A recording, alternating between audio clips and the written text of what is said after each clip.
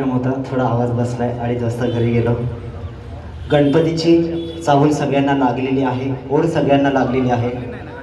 तर हे गणपतीचं गीत मी सादर करतोय. माझे कवी गीतकार निलेश जिवजार सर यांच्या लेखणीतून हे मी गीत सादर करतोय.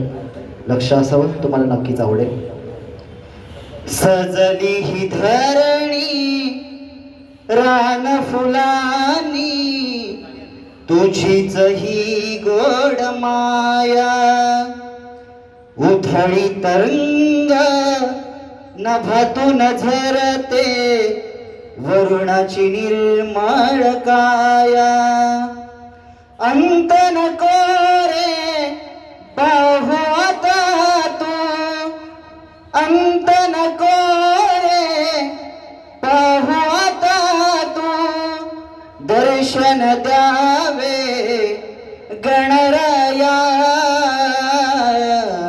सजली धरणी रान फुला